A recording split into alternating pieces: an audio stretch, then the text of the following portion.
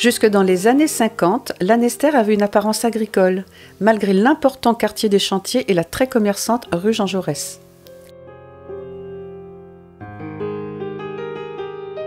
Au XXe siècle, l'agriculture a connu des bouleversements, passant d'une économie d'autosuffisance à une production intensive. C'est à partir de 1770 que la population des villages commence à augmenter avec l'arrivée des paysans qui viennent travailler à l'arsenal.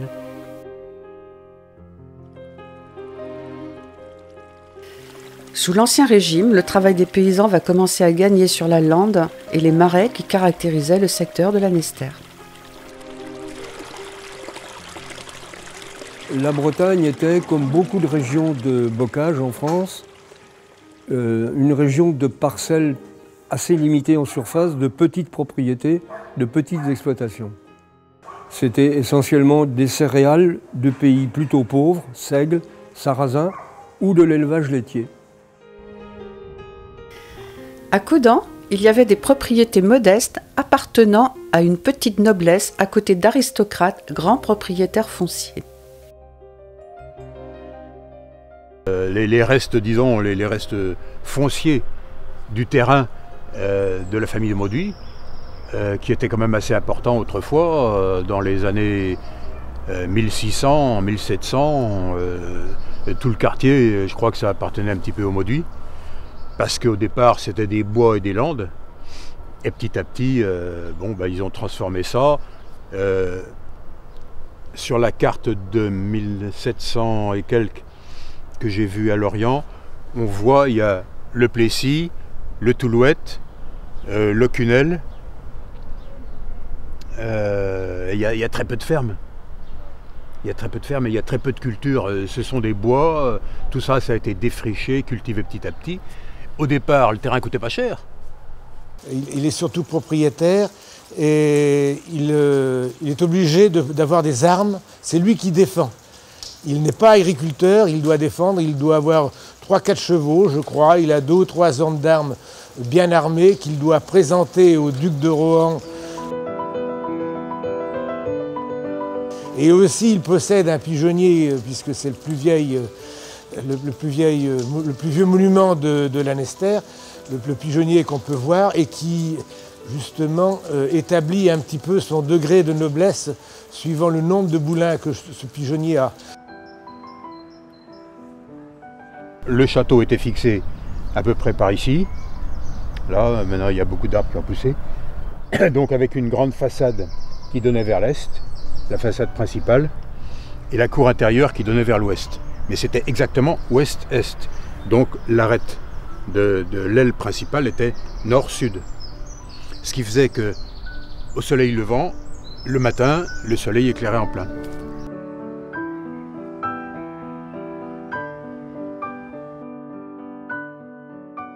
À Saint-Nudec, les terres appartenaient à la famille Bouthiès d'Hennebon, qui perdra beaucoup en s'exilant en Angleterre pendant la Révolution. Le seigneur de Saint-Nudec, Boéthiès de Carorguen, c'est aussi la famille Desportes, va rejoindre les émigrés en Angleterre. Et quand il va revenir, eh bien, tous ces biens auront été confisqués. Et le manoir qu'il possède, dont on a encore pu voir peut-être un des murs d'enceinte, il y a quelques années, existait toujours, va être complètement démantelé, et ce qui a donné les 3 fermes actuelles qui ont été construites avec ce manoir.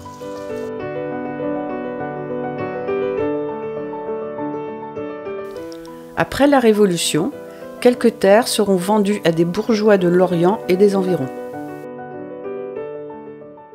Ce sont beaucoup des gens de la marine qui rachètent ces terres et qui, par certains mariages, ils agrandissent leur domaine.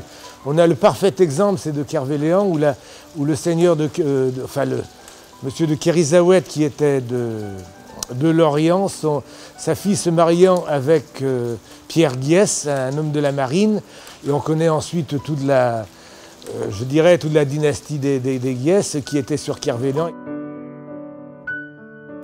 La famille Guiès possédait 5 fermes, 2 à Kervéléan, 2 à Manébosse, 1 à Pindref, et toutes les terres et les bois qui vont de Lannesévelin la Maison des Choux, le Cheval Blanc jusqu'aux rives du Scorff. L'église Notre-Dame du Pont a été construite sur des terres qui appartenaient à la famille Guiès, ainsi que l'église du Plessis, construite également sur des terres données par la famille de Mauduit du Plessis. Ces propriétaires terriens étaient, avant la Révolution, des familles, essentiellement des familles nobles et ou des monastères. Après la Révolution, la vente des biens nationaux, ces propriétés ont souvent été démembrées et on a vu apparaître une population de propriétaires relevant plutôt de la bourgeoisie, plus ou moins aisée, et là les exploitations se sont divisées en petites parcelles. Puis après, il y a aussi les petits bourgeois qui ont pu se permettre à une époque d'acheter des terres. Voilà, et qui sont devenus des propriétaires après. À l'époque, la terre avait quand même une valeur, et ça reste, hein, c'est une valeur refuge quand même aujourd'hui. C'est que jusqu'à la fin de la Troisième République, on retrouvait souvent des représentants de ces familles à la tête des communes. Ils étaient élus maires assez fréquemment. Ils avaient des positions de notables.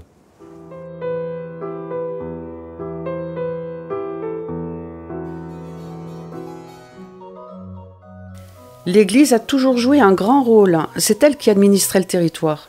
Dans le secteur de Lanester, il y avait les frairies de Locunel, de Saint-Guénaël et du Resto. Entre l'aristocratie rurale et une partie du clergé, il y avait une très bonne entente pour maintenir le statut social, enfin la paix dans la société.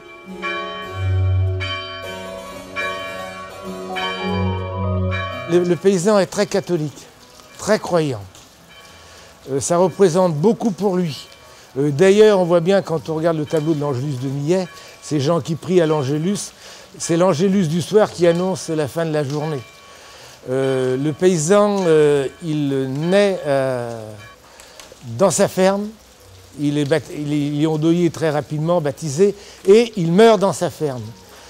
Jusqu'à la Deuxième Guerre mondiale, la France, ça s'est caractérisé, c'était une volonté politique. Une volonté politique, il faut garder un ensemble de petits propriétaires. Pourquoi?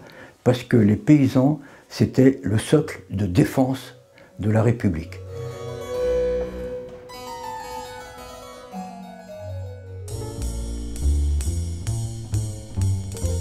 L'influence des chantiers navals va commencer à se faire sentir sur la rive gauche du Scorff, entraînant entre 1850 et 1900 l'arrivée d'ouvriers d'origine paysanne pour travailler à l'arsenal. Une nouvelle population qui fera de Lanester une commune à la fois ouvrière et paysanne. La population de la France agricole et rurale était en train de traverser un troisième choc, sachant qu'elle en avait vécu deux précédemment, qui l'avaient largement amputé de ses représentants. La révolution industrielle du XIXe siècle, consommatrice de main-d'œuvre attirée par les bassins miniers ou les grandes villes. La guerre de 1914-1918 qui a été une véritable saignée de nos campagnes. Les monuments aux morts de nos villages sont là pour en témoigner. Cette population, sur cette parcelle de territoire, elle va croître tout au long de cette deuxième moitié du XIXe siècle pour atteindre, en 1896, on a un recensement là avant 1900, pour atteindre 8000 habitants. Donc une population ouvrière d'un côté, une population agricole essentiellement de l'autre. Et c'est cette division, je dirais, à la fois division de l'espace, mais aussi un partage social qui va induire en fait des tensions. Contrairement aux paysans, qui sont sous l'influence de leurs propriétaires terriens, l'ouvrier de l'arsenal est plus libre face aux grands propriétaires. On estime à 4000 ouvriers à peu près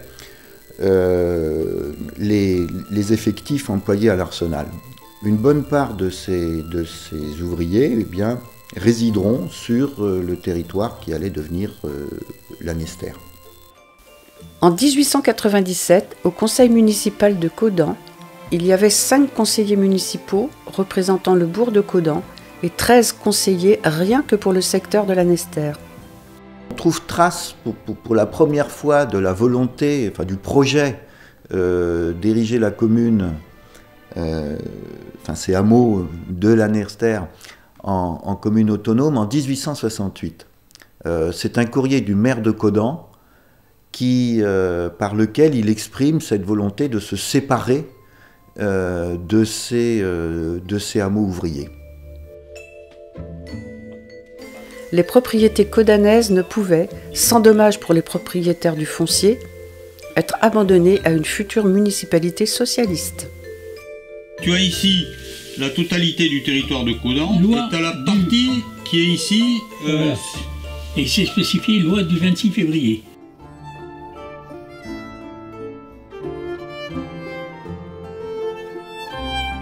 Monsieur le commissaire, j'ai omis dans ma lettre d'hier de vous donner les noms des cultivateurs qui exploitent mes fermes. J'ai omis aussi de vous demander que ma métairie de Kerlot en Caudan reste comme celle de Saint-Niot et Perros annexée à Caudan rural. C'est la crainte de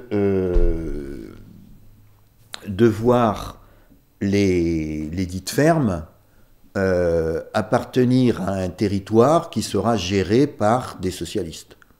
Lanester, au confluent des deux fleuves, avait des étendues de landes et de marais de moindre qualité. Et sur le plateau, donc plutôt autour du bourg de Caudan, la qualité des terres était meilleure et cet aspect des choses imprime largement la position qui a été prise au moment de la séparation. Mais il y a sans doute l'autre facteur qui a déjà été évoqué, c'est que Caudan restait une commune rurale à l'époque et Lanester devenait de plus en plus une cité ouvrière. D'où différence de mentalité, différence d'approche et difficulté pour tracer les frontières. En 1883, la partie du territoire de Caudan, qui deviendra Lanester, compte déjà 42 villages. Entre les deux futurs pôles de Quérentré et des Chantiers, la population se répartit dans les hameaux et les fermes isolées. Ils sont reliés par un réseau de chemins de terre entourés de talus. Vers le XVIe siècle, on a donné un nom au village. On a donné un nom au village, le fermier qui s'est installé, avec plus ou moins de droits qu'il a acquis au seigneur. Et la maison a été construite en pierre et ça s'appelle un caire. Nous avons par exemple Kervido qui porte le nom du propriétaire qui s'appelait Guidou. Ces villages étaient des communautés de vie. Or, l'agriculture à l'époque employait une main-d'œuvre nombreuse et le village avait la particularité de regrouper quelques fermes et les habitations d'ouvriers agricoles. Chaque hameau ayant, pas une autonomie totale, mais une certaine indépendance. Un des plus anciens villages, bien sûr, il y a Locunel, il y a aussi le Cosquer. D'ailleurs, le Cosquer, ça veut dire vieux village, très vieux village. Cosguillé aussi, Kerguillé, c'est certainement de très très vieux villages qui se trouvaient à proximité des chantiers.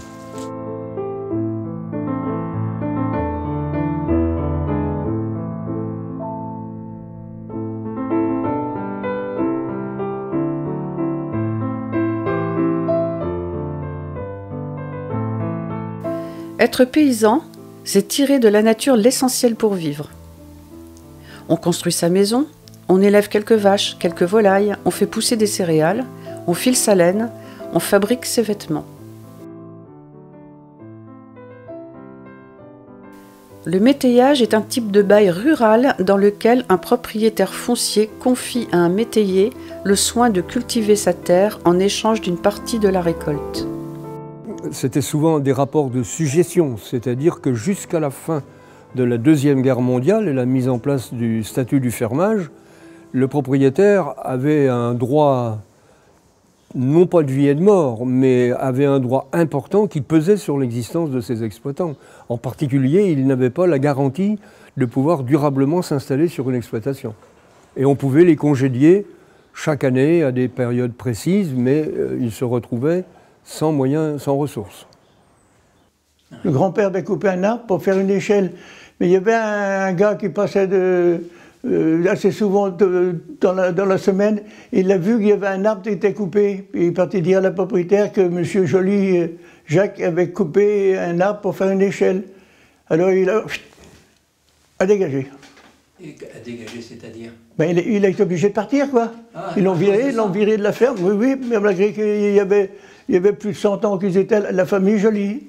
Il payait un loyer en espèces, mais aussi un loyer en nature, avec des systèmes de location qui étaient assez particuliers, qu'on appelait le colonnat, puis le métayage, puis ensuite le fermage, et ça pouvait atteindre des sommes importantes, soit encore une fois en espèces, soit en nature, c'est-à-dire en produits de la ferme.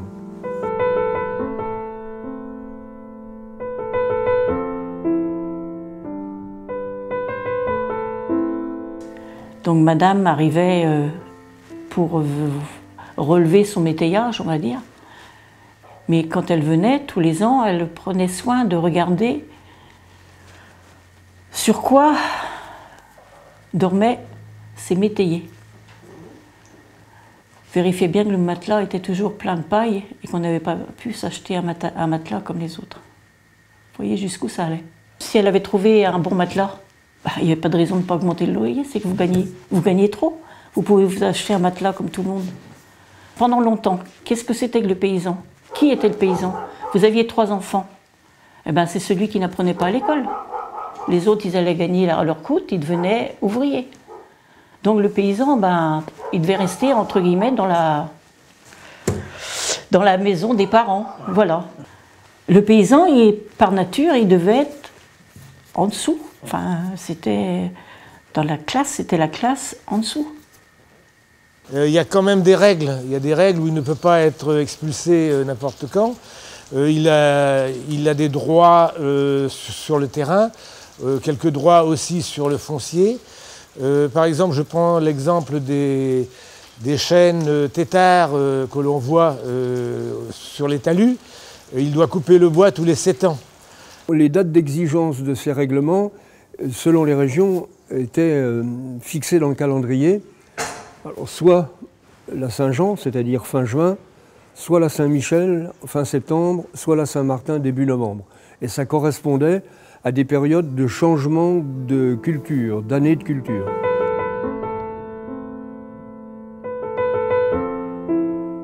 Dans les fermes, il y a souvent un commis, auquel s'ajoute de temps en temps un trimardeur qui mendie quelques sous ou un repas, en échange de quelques travaux dans les champs. Les enfants doivent aider en participant aux activités de la ferme. Ils coupent, mettent en gerbe, participent à la cueillette des haricots et à l'arrachage des pommes de terre pendant les mois d'été.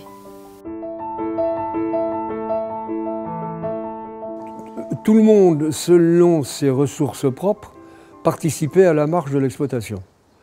Et c'est, j'allais dire, la résistance, l'endurance au travail qui faisait que les travaux les plus durs étaient plutôt opérés par les hommes, les femmes venant les seconder dans les champs pour les récoltes, la production du foin, l'entretien des cultures, et les jeunes, dès leur plus jeune âge, venaient aussi s'adjoindre à la main-d'œuvre de la ferme pour surveiller les animaux, s'occuper de la basse-cour, et ainsi arriver à remplir des journées de longue durée. On avait des domestiques, hein. On avait 2. Oui, il y avait toujours 2. Et puis il y avait une bonne qu'on appelait à l'époque. Hein. C'est une employée qui faisait tout, quoi, aussi. On la mettait où il y avait du travail. Et il y avait des enfants, quoi. La jeune fille qu'on avait, elle sortait de l'école. Alors on allait, vous savez, au marché, il y avait à Hennebon, c'était pour la mi-janvier, je crois. Et à ce moment-là, on choisissait son employé dans les gens qui étaient là à attendre. C'est ça qu'on appelait les gages. Oui, voilà, c'était ça, oui. Des gens qui n'avaient pas à manger, qui demandaient qu'à travailler pour avoir seulement que de la soupe. Ah si, même chez les parents, on a eu, nous, hein, aussi. Des gens qui dormaient où ils trouvaient, hein, dans le hangar, ou bien... ouais, et puis ils restaient là rien que pour avoir le café. Et maman bon cœur, comme elle avait, parce qu'elle avait le cœur sur la main, leur donnait du café et tout, hein, du lard et tout. Ils partaient avec plein le ventre, hein, du cidre, oui. Soit qu'ils allaient tourner le foin, ou bien ramasser des pommes, ou bien betteraves, travailler les choux. Rien que pour avoir seulement qu'une tartine de pain. Ah ça j'ai vu encore. Hein. Ouais, c'est le même avec papa et maman, quoi, parce que... Oh, elle est belle celle-là, on va regarder celle-là. Il y a des absents là-dessus. 1840, hein, qui sont venus à Lanester. C'est-à-dire que quand ils sont venus à Lanester en 1840, ils étaient au Gare Grace.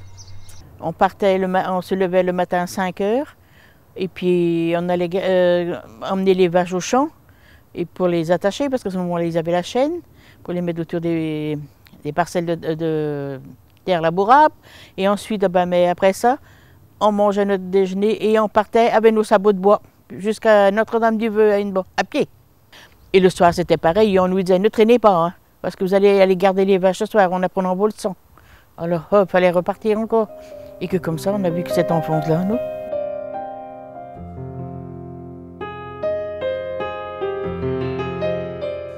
Le choix des productions revenait aux fermiers.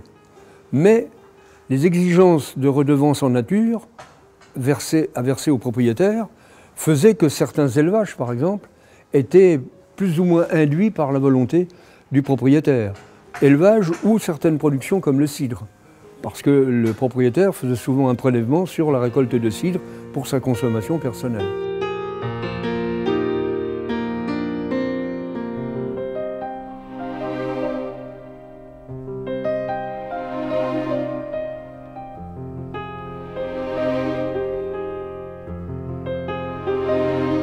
Les choux partaient en Allemagne, on coupait les choux, des têtes de choux, là, les choux Lorient. Et puis on emmenait tout ça dans la charrette, on les déposait dans la charrette et puis on envoyait ça à la gare à Hennebon. Quand on ramassait le blé, mais c'était corvée, tout le monde se rassemblait pour aller chez un, chez l'autre, pour faire le blé, quoi. Hein. Et puis, non, pour le ramasser, et puis pour le mettre en meule dans la cour. Et puis c'est papa qui faisait les meules de blé. Et puis, une fois qu'on avait fini de faire les meules, là, on allait chez le voisin refaire le sien aussi. Alors aujourd'hui c'était chez nous, demain ou après-demain, suivant la quantité, c'était chez un autre, comme ça, et jusqu'à la fin, comme ça, tiens. On venait de Kermin, du Ruseau, du Resto, de partout. Ça se rassemblait de tous les coins là pour venir aider à faire. Alors on était jusqu'à une trentaine quelquefois. Alors il fallait faire la soupe, hein. On allait chercher du bœuf et tout ça. Et ben on faisait ça, la soupe dans une grande marmite, et dans une chaudière, mais toute propre bien sûr. Hein. Et puis on faisait tout ça, mais impeccable. Et c'était bon. Nous-mêmes les enfants, on avait hâte d'avoir ce jour-là arrivé, rien que pour avoir un morceau. Hein. Parce qu'on n'avait pas avant. Tout au Saint-Guénaël, il n'y avait que des pommiers et des cerisiers. Et c'était des primeurs. Ça arrivait fin mai, les cerises, début juin. Et les parents étaient toute la journée à cueillir des cerises. Ou le soir après leur journée. Ou après leur journée, oui. Et le lendemain matin, on se levait à 3 h du matin pour aller au marché sur le Courchazel. Marché de gros alors. Marché de gros. Avec des brouettes. Avec des brouettes ou des vélos. Celui qui avait un vélo, quand j'ai eu à 14 ans un vélo, on a mis un porte-bagages sur le vélo et puis tous les matins, il fallait se lever, pas tous les matins, mais 2 ou 3 fois dans la semaine, il fallait se lever à 3 h du matin pour arriver à 4 h là-bas. Le mercredi et le samedi. Mercredi et le samedi, mais moi je faisais le mardi et le vendredi aussi. Ah,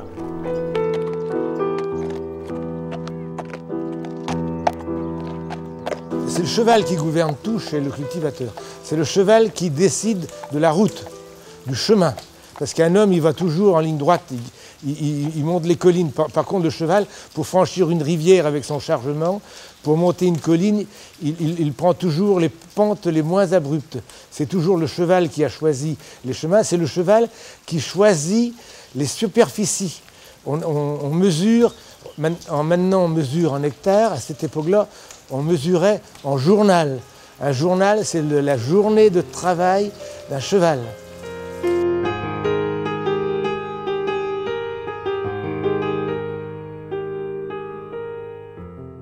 Les ouvriers de l'Arsenal participent aux travaux saisonniers et aident ponctuellement les paysans de Lanester, histoire de ne pas rompre avec les habitudes et les pratiques de leurs origines. Ces pratiques s'intégraient bien dans le paysage lannestérien. Toutes les habitations ouvrières sont d'ailleurs entourées de jardins, avec des maisons basses et un enclos pour l'élevage d'une ou deux vaches, des poules, d'un porc, dans un parler breton, leur langue maternelle. Ben oui, il y avait une vache et un cochon, et il y avait d'autres, Madame Moller et Marie Plumer, qui avaient aussi une vache et un cochon, et le lait servait pour les enfants du quartier. Ah non, mon père travaillait à l'Arsenal. Il était manœuvre à l'Arsenal. Prontonnier, conduisait les ponts roulants. Oui, conduisait les ponts roulants. Mais il avait peut-être 38 ou 40 ans quand il est rentré à l'Arsenal. Et même j'ai vu des de l'Arsenal venir le samedi nous aider à piquer des choux pour avoir une douzaine d'œufs. Un petit complément. Par contre, ramasser les bottes de paille et les bottes de foin, oui. Ce qui permettait d'avoir leur grain pour leur poule après le restant de l'année. Et puis les choux, enfin, planter les betteraves aussi, planter les choux par contre. Là, il y avait quelques-uns qui venaient aider. Le fumier pour mettre dans le jardin, le grain pour donner aux poules, la paille parce qu'il fallait de la paille aussi. Et puis il y avait une autre activité importante aussi avant, c'était de faire du cidre. Donc celui qui voulait avoir sa petite barrique de cidre ou sa demi-barrique de cidre, on donnait la main. Voilà, ça c'était une grosse industrie, hein, le cidre à une époque, la Nester comme partout. Hein.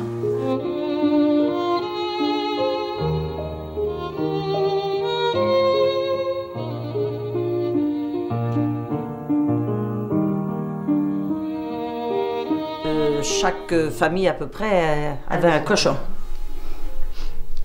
C'était comme ça, la nourriture. Des poules et des lapins. Des poules et des lapins. On avait un tonton qui était charcutier à la Nester ici, qui venait tuer le cochon et puis tout découper. On faisait des boudins, enfin forcément on avait le change de cochon qui était égorgé, et toute la viande autrement c'était mis dans un charnier, quoi. Et des saucisses, il fallait faire des saucisses, tout ça c'était fait à la ferme. Il y avait des petites machines, on tournait là pour faire des saucisses. Il fallait distribuer un peu dans chaque un frère, un truc comme ça. C'était partagé. Hein. Enfin, quand l'un ou l'autre tuait un cochon ou n'importe quoi, mais c'était des soirées entières. On nous entendait de l'Ocoyerne chanter. Alors, quand les parents trouvaient les os au marché à une bande, on disait « Ah ben, il y a encore du goût sur Sanudec. Hein. » On était tous là comme de la famille. Mais le dimanche, c'était la fête de la réunion de la famille. Et j'aime autant vous dire, il n'y avait pas de vin de ce temps-là, c'était du pur jus. Et les hommes avaient leur biture pour le soir. Leur me le chatte, comme on dit ça en breton.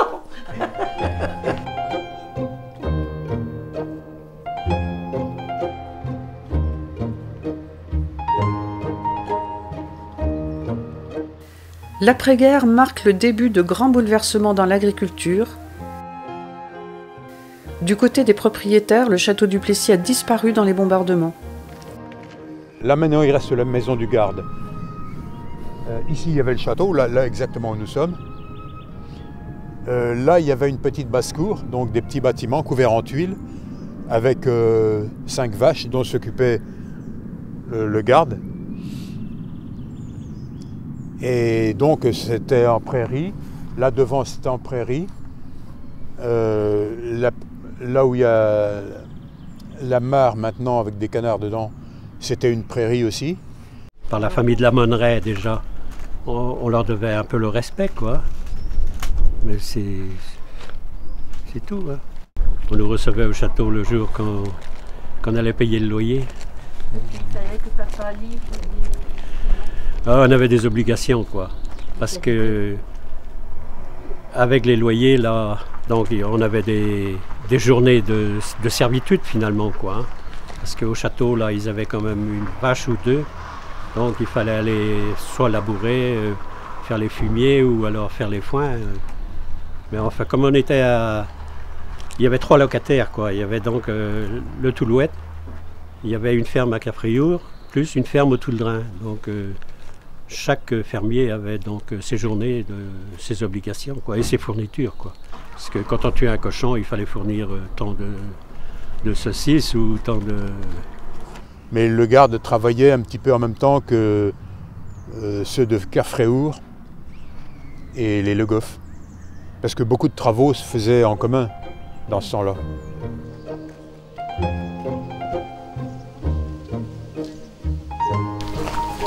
une maison. Bon, bah, c'était une maison de maître.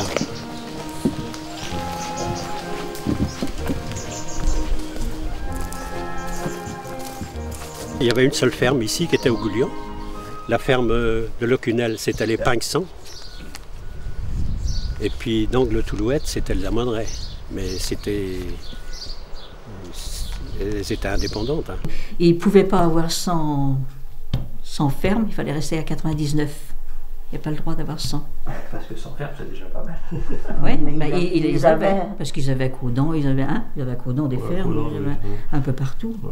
Mais ils avaient surtout des immeubles. Des immeubles à Lorient. C'était surtout ça. Moi, je me rappelle quand ma mère allait payer le loyer, on la faisait juste rentrer, on prenait ses sous et puis voilà. Parce qu'à l'époque, il fallait aller envoyer. Hein. Il n'y avait pas de moyens de payer autrement. Il n'y avait pas de chèque, il n'y avait pas de... En liquide. En liquide. Hein. Et à quelle époque? C'était après-guerre, ça. Oui, mais à quelle époque vous payez dans l'année le loyer? Toujours le mois de septembre. Septembre. Saint-Michel. C'était ça partout. Hein. Comme au Plessis et à Kervéléan, les grands propriétaires gèrent leurs biens à distance, aucun n'habite à Lanester. Il venait aussi donc à l'automne pour percevoir le fermage. Mais là, c'était seulement Monsieur Jules Guiès qui se déplaçait. C'est le propriétaire de papa, donc Monsieur et Madame Coal, qui ont cautionné papa auprès de la banque. Donc le propriétaire avait cautionné pour son locataire.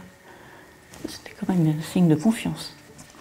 Les débuts de la banque, c'était pas simple. Hein. C'était pas simple du tout. Aller voir un banquier, c'était exceptionnel. Il est décédé, il avait 52 ou 53 ans dans un accident. Et donc c'est ma grand-mère qui est restée sur la ferme après, qui s'est débrouillée avec les frères, les sœurs, les beaux-frères, les belles-sœurs, parce qu'à l'époque il y avait une solidarité familiale. « 6 heures debout. Alors moi je m'occupais principalement de la traite. Et Patrick, c'était plus alimentation. Donc pendant que je trayais, il s'occupait de mettre la paille et de préparer l'auge toute prête. Quand les vaches sortaient, elles avaient le repas préparé. Et vous avez combien de vaches? Alors quand on a terminé, on avait 64 vaches laitières. Alors une fois qu'on avait fait la traite, eh ben, chacun prenait sa route. Moi je restais au niveau de la ferme, donc il y avait toujours des petites choses à faire. Il fallait que je m'occupe de la maison. Et il y avait toujours l'objectif, il ne faut pas oublier, ce soir à 4 heures, il faut que je sois là pour préparer la salle de traite et on recommence. Le statut des femmes à la ferme va progressivement s'améliorer vers plus d'égalité avec les hommes. Les femmes, travailleuses dans l'ombre du mari, vont peu à peu acquérir des droits. La femme d'agriculteur, c'était rien du tout. De toute façon, bien souvent, elle n'avait pas le droit à la parole non plus. Elle était là pour faire le boulot. En général, c'était traire les vaches, s'occuper des enfants, et puis basta. Voilà, s'occuper de la maison. Ça a été grâce quand même aux champs d'agriculture qui ont mis en place ce qu'on appelait des groupements de vulgarisation agricole. Ça existait pour les hommes, donc c'était beaucoup des aspects techniques sur la culture, sur l'élevage, tout ça. Et à côté de ça, les femmes ont demandé aussi à participer à ces groupes-là, pour ne pas être que les bonnes. Elles avaient le droit de savoir pourquoi elles travaillaient. Quelque temps, oui, j'ai été salariée. Et après, je me suis associée avec mon mari à égalité de parts. Donc on avait un capital social et j'avais 50% des parts, il en avait 50%. Et j'avais le même statut que lui.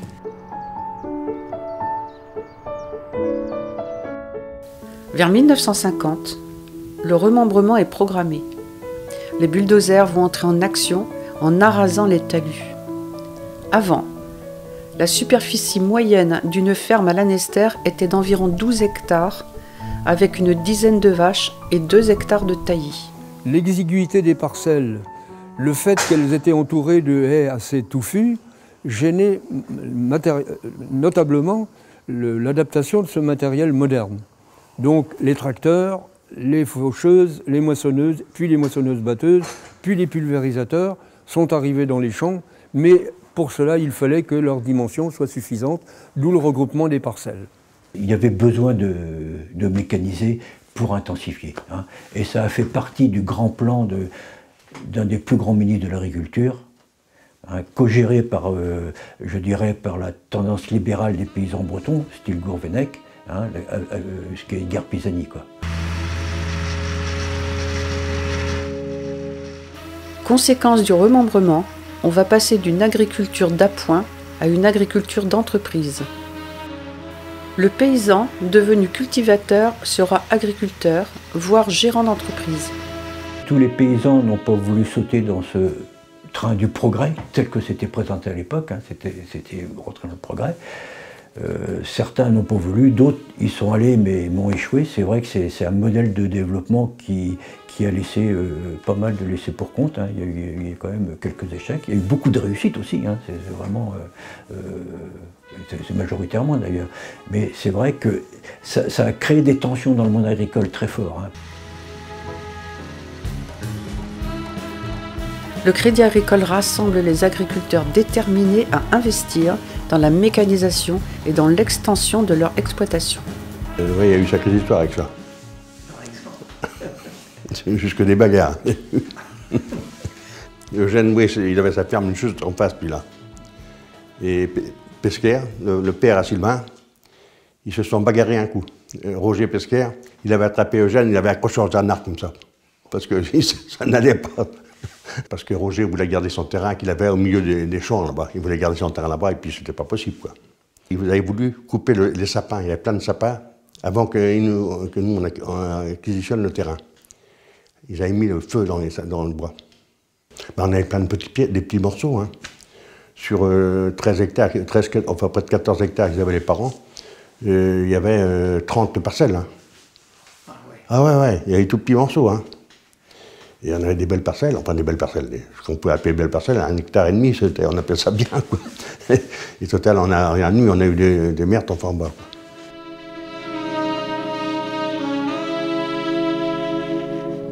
Bon, les propriétaires, ben, quelquefois, se sentaient un petit peu, comment dire, lésés parce que ben, y avait une partie de leur terre qui partait chez un autre propriétaire. Donc c'était plus des bisbilles entre différents propriétaires. La ferme du Toulouette, elle, se trouvait d'un seul tenant de l'autre côté. Donc on n'avait pas de terre qui était enclavée, quoi. Par contre, les deux fermes de Locunel ici, plus le Gargrace, il y avait des terres qui étaient enclavées, quoi. Donc il y avait un lot à un lot. Il y en a qui ont eu des terres à Carpupuis-les-Babous, Carpupuis c'est assez loin là, alors c'était n'importe quoi. C'était vraiment n'importe quoi. Ils nous se retrouvaient avec des 3 hectares à l'autre bout là-bas. Amener les vaches, on était obligé d'amener les vaches, on était obligé de passer dans tout le village pour amener les vaches à brouter à l'autre bout là-bas. Alors que si nos terres avaient été tous ce côté-ci, les vaches restaient de ce côté-ci, on n'était pas obligé d'aller traverser tout le village. Hein, il y avait des trucs, il y a des incompréhensions du moins. La mécanisation était un grand soulagement des efforts physiques qu'il fallait déployer auparavant. Donc qui disait mécanisation disait plus ou moins remembrement, donc le remembrement était plutôt bien accepté. Des exploitants, chez les propriétaires non exploitants, parfois ça passait un peu plus mal.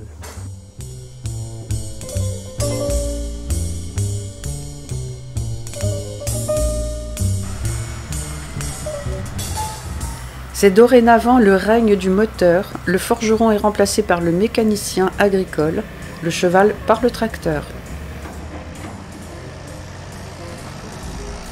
La fierté du paysan, c'est son tracteur. Le journal n'est plus la mesure agraire, c'est l'hectare, et le tracteur qui laboure 2 hectares en une journée.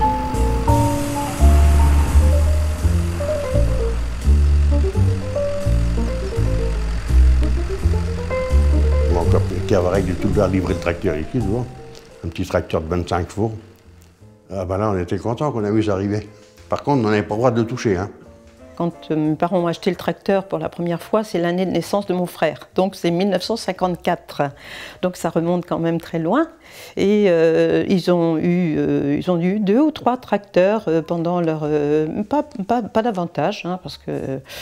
Voilà. Mais ils se sont équipés très vite en matériel. Dès qu'il y avait une bonne année, il y avait des années avec et des années sans, mais dès qu'il y avait une bonne année, ils investissaient toujours plus dans le matériel, quoi. Mon père avait un ouvrier agricole. Et donc, cet ouvrier agricole-là ne conduisait pas le tracteur. C'était pas possible pour lui, c'était trop compliqué. Et donc, on avait conservé un cheval avec tout l'équipement qu'il fallait. Donc, la charrette, essentiellement la charrette, et puis peut-être un rouleau ou 2 pour tracter. Et cet ouvrier agricole-là était surtout chargé, il faisait toutes les tâches que mon père lui donnait, mais en particulier, c'est lui qui approvisionnait l'alimentation des vaches. Ici, dans cette étable-là, au départ, il y avait 12 vaches. Quand le tracteur arrive, c'est le cheval qui s'en va. Et papa, donc, ils avaient un ouvrier, Honoré, et Honoré, quand le tracteur est parti, il a pleuré. Mais quand papa a vu son premier tracteur partir, il a pleuré. De la même façon.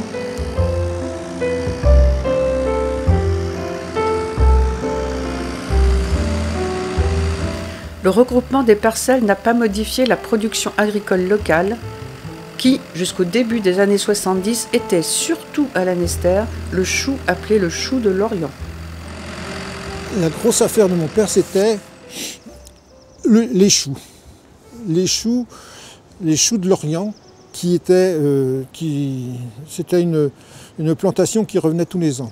Mon père plantait 3 hectares de choux. Ces choux-là, ils étaient cultivés ici, sur depuis Guidel jusqu'au pont du Bonhomme, peut-être même au-delà. Parce qu'on faisait des tonnes et des tonnes de choux-pommes, et qui étaient quelquefois gelés, impossible de mettre le couteau dedans, qu'il fallait aller couper au champ et puis faire la tonne pour emmener à Lorient. Papa allait avec les chevaux envoyer à Lorient pour expédier sur l'Allemagne à ce moment-là. Des petits pois on faisait encore. Ah oui, ils vivaient qu'avec leur récolte, tiens. Au début des années 60, il a fait des poulets. Des poulets ici. Donc ici, il y avait derrière moi là, on avait monté un hangar où on élevait des poulets. Alors ce qu'il faisait, c'est des poulets de chair et les œufs qui vendaient où? Qui vendaient aux Halles de Lorient.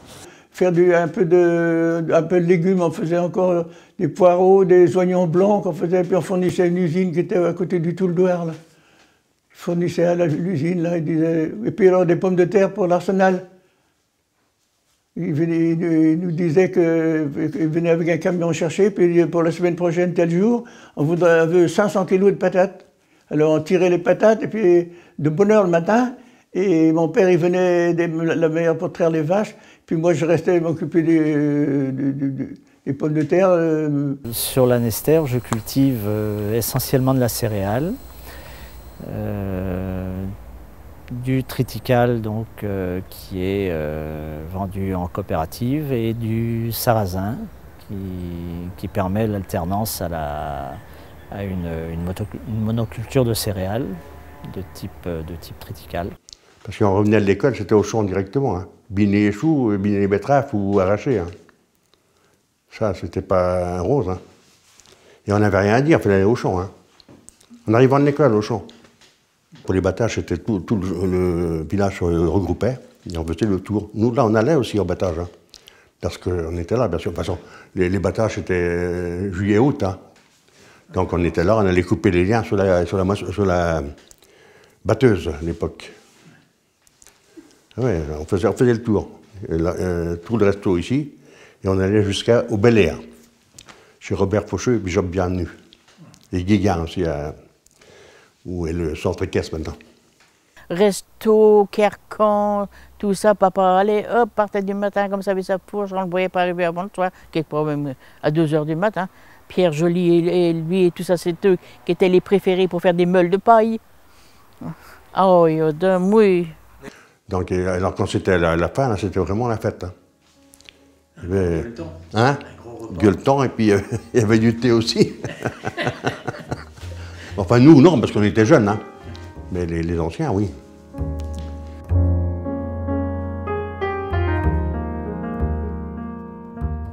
Nos pots dans une petite remorque et en vélo, on allait livrer une bon. Tout notre lait, on allait livrer comme ça. Ben, les pommes de terre, pareil, quand les marchands nous demandaient des pommes de terre, on allait aussi. Mais alors là, c'est papa qui allait tout début avec son char à banc les livrer, quoi. Hein.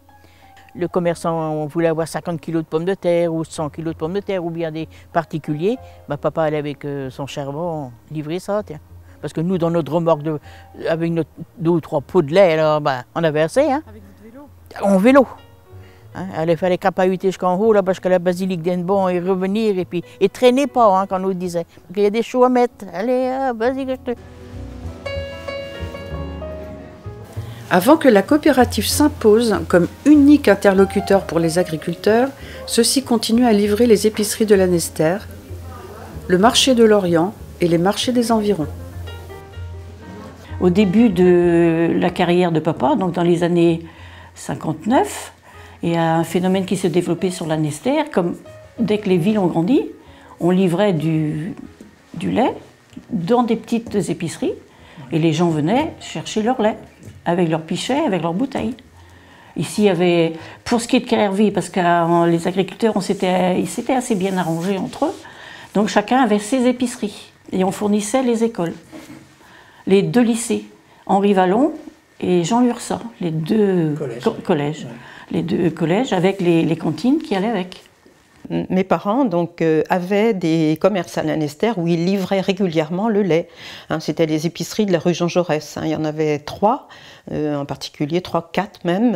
Et donc tous les matins et soirs, donc le lait, mes parents apportaient le lait. C'est mon père qui livrait le lait. Il s'était acheté une voiture particulière hein, pour livrer le lait, une 2 chevaux commerciale, je me souviens. Je ne sais pas si vous avez connu ça à Lanester, la laiterie Bouchon. Rue Marcel Samba, Madame Bouchon, qui était la sœur de mon père. Donc c'était elle qui tenait la laiterie. Et le lait était ramassé par sa fille, Yvonne Guillou, qui allait là-bas directement parce qu'il faisait les yaourts et tout ça. Rue Marcel Samba, là.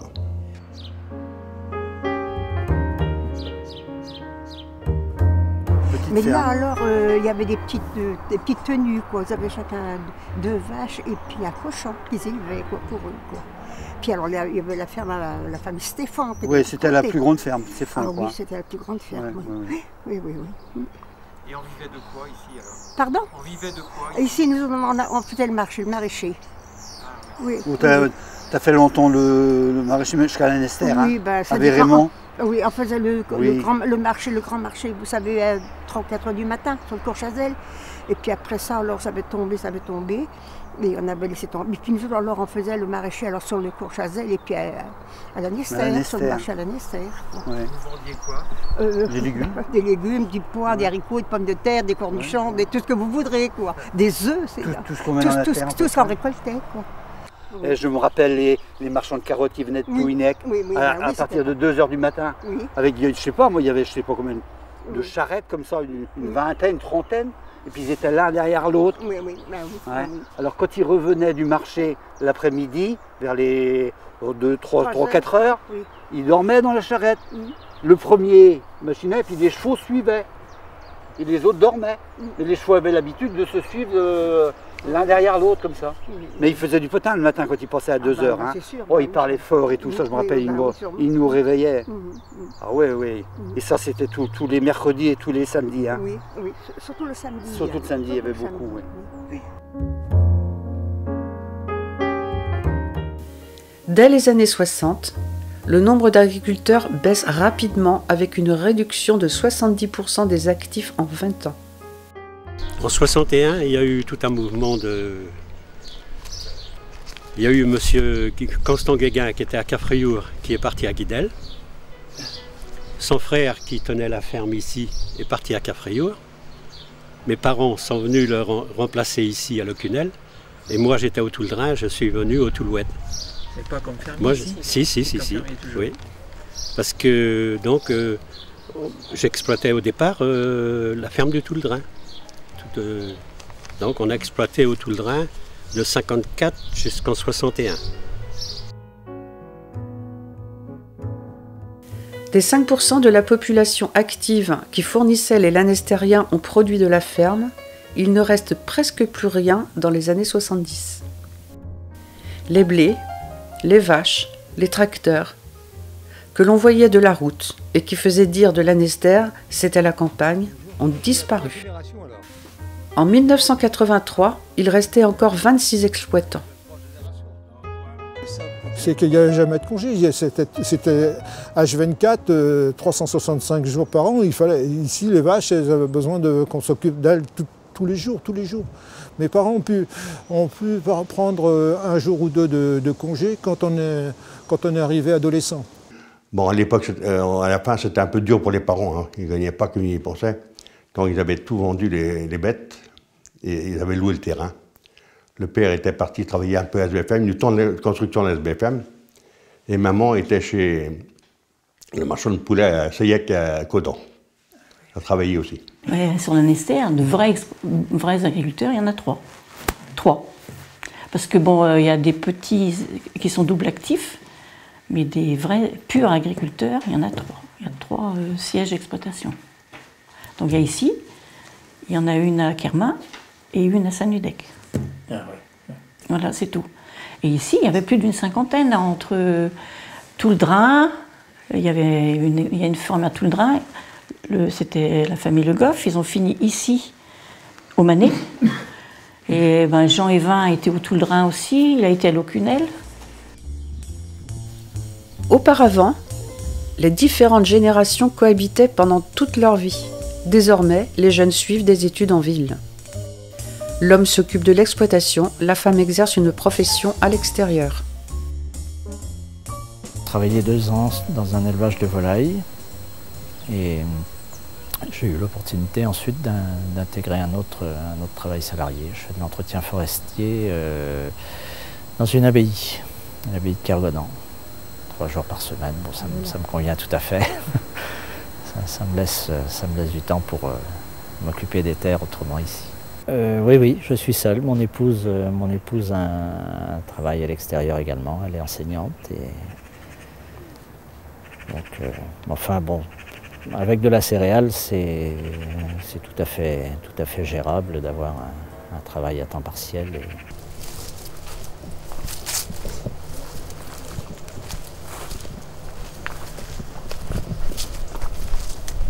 Oh là là. C'est dans le milieu là. Il y a 2 corps de bâtiment. Ouais, il y a 2 corps de bâtiment, pareil, bâtiment, ici comme ça.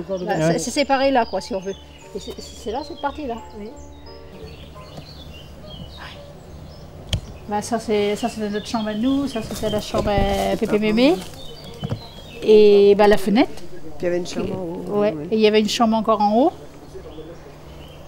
Et derrière, tu avais la cave. Derrière la maison. Ça faisait tout de la cave. Oui. Et alors après alors, ça donnait un peu plus en retrait. Tu avais la cuisine des bêtes. Et après, tu avais l'écurie. C'était tout le même bâtiment. Les agriculteurs ont monnayé leur départ, enrichis par la spéculation qui transforme le terrain agricole en terrain à bâtir au profit de nouveaux lotissements. C'est ainsi que les prés qui entouraient la commune ont disparu. Il y a eu une vente de terrain pour la création de la voie rapide, de la bretelle, si vous voulez. Et quelques années après, effectivement, il y avait le projet de création d'un parc d'exposition sur la région de Lorient. Et à ce moment-là, il y a eu des discussions avec le CIVAM à l'époque, M. Le Drian, pour acheter ces terrains.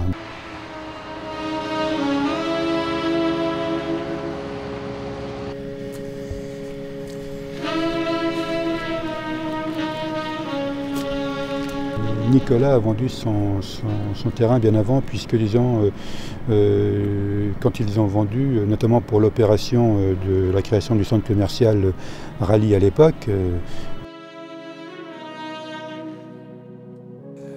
En fin de carrière d'un agriculteur, la vente d'une parcelle ou deux en terrain à construire était une aubaine financière qui venait augmenter la retraite professionnelle, fort modeste à l'époque, et qui l'est encore restée, il faut le dire. Moi j'ai repris les terres là, en 66, après eux. Quand ils ont préparé le lotissement, quand ils ont fait le lotissement, là, qu'ils ont vendu donc les terres, eh bien, ils nous ont proposé les bâtiments. Mais donc on était locataire avec eux que depuis quelques années, alors qu'ici on était depuis 3 ou 4 générations. Et mes frères et sœurs, ils ont eu chacun une parcelle dont ils ont vendu, hein, parce qu'ils sont partis, ils demeurent ailleurs. Hein. Ils ont vendu leur parcelle là, et c'est construit dessus.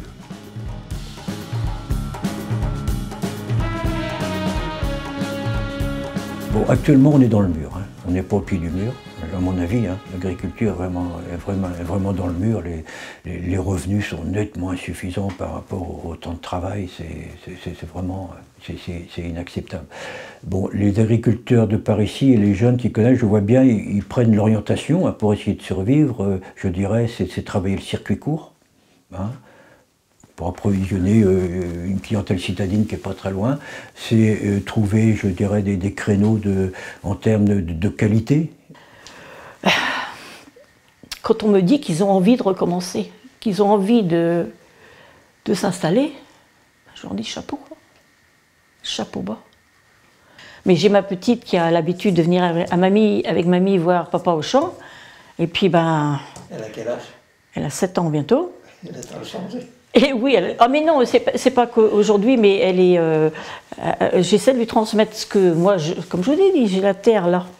Donc souvent, elle va, quand on va voir papa au champ, elle prend la terre dans la main et puis elle me dit, maman, mamie, la terre, ça sent bon, hein. Ça sent bon, mamie. Là. On a dépassé la capacité d'épuration naturelle des sols. Hein, il faut revenir à des effectifs animaux beaucoup plus raisonnables par rapport à la surface qu'on a. Refaire du bocage pour retrouver de la biodiversité, enfin, avoir beaucoup moins de recours à la chimie. Hein, donc une intensification de qu'on peut mettre sous le mot large d'agroécologie. Le maraîchage reste d'actualité, un peu par économie, mais aussi pour cultiver des légumes de bonne qualité, d'une grande saveur, garante d'une bonne santé. Chaque pays doit défendre sa propre agriculture, hein, et l'agriculture doit être défendue. Et chaque État doit pouvoir avoir le droit de garantir la souveraineté alimentaire de ses compatriotes. On assiste à la naissance du tourisme vert avec la création de gîtes, d'une ferme pédagogique à Saint-Niot, d'un centre équestre à Carmin.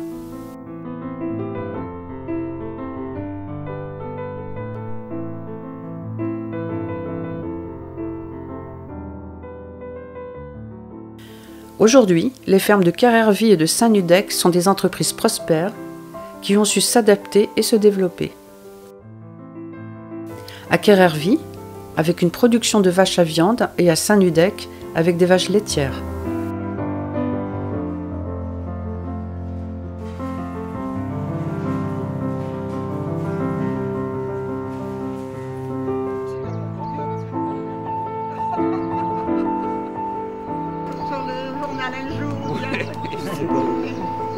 Un séjour peut-être chez Leclerc. Il y a un moment, je ne vois plus. Là, je vais cet après-midi. Je vais l'après-midi plutôt. Nous, on va maintenant vers les 11h30, comme ça, il y a moins de monde. Ah bon.